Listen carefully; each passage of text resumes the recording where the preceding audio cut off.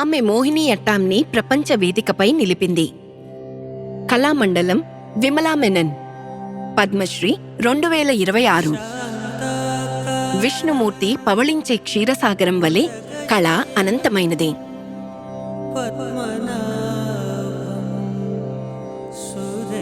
కళలను ప్రేమించే కుటుంబంలో జన్మించిన గురు కళామండలం విమలా మెనన్ స్త్రీలు నాట్యం చేయడాన్ని సామాజిక కట్టుబాట్లు ఉన్న కాలంలో పెరిగారు.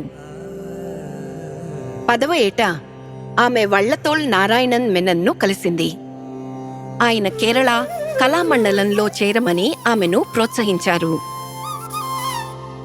సామాజిక అవరోధాలను ఛేదిస్తూ ఆమె కేరళ కళామండలంలో శిక్షణ పొందారు. దాంతో ఆ నృత్య రూపంతో ఆమెకు జీవితకాలపు అనుబంధం మొదలైంది. మోహిని అట్టం ఆమె ప్రపంచం, కాని ఆమె ప్రస్థానం అంతకు మించి సాగింది. ఆమె భరతనాట్యంలో శిక్షణ పొందింది, కూచిపూడిని అభ్యసించింది, ఆపై దానిని కేరళకు అందించింది. త్వరలోనే గురు కళామండలం విమలా మెనన్ కేరళ నాట్య అకాడమీని స్థాపించి మోహిని అట్టంని ఏకపాత్రాభినయం నుండి సమూహ ప్రదర్శనగా మార్చి పురుష పాత్రలను కూడా ప్రవేశపెట్టి దాని సంస్కరణకు నాయకత్వం వహించారు.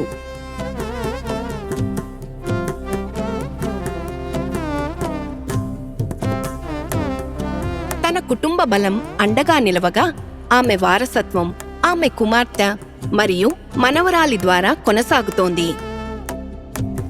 82 వయసులోనూ మోహిని అట్టాన్ని ప్రాచుర్యంలోకి తీసుకువచ్చే బాధ్యతను చేపట్టడంలో ఆమె ఎంతో చురుకుగా ఉన్నారు.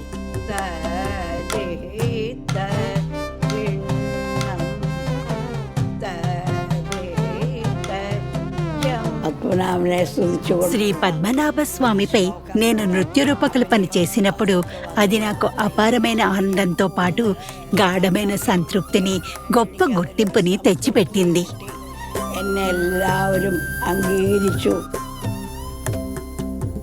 ఆ వెలుగుని 10,000 మందికి పైగా శిష్యులు ముందుకు తీసుకెళ్లారు. ఈనాడు మనం మోహిని అట్టం వస్త్రధారణగా, ఆభరణాలుగా చూస్తున్న వాటిని మా అమ్మ కళామండలం విమలా మెనన్ రూపొందించారు. ఆమె మోహిని అట్టంలో కేరళ సాంప్రదాయ సంగీత వాయిద్యాలను మేళవించారు. 7 దశాబ్దాల పాటు ఆమె కళా నైపుణ్యం మోహిని అట్టంని సరికొత్తగా తీర్చిదిద్ది దాన్ని శాశ్వతంగా లోకానికి అందించింది. కళామండలం విమలా మెనన్, పద్మశ్రీ 2026.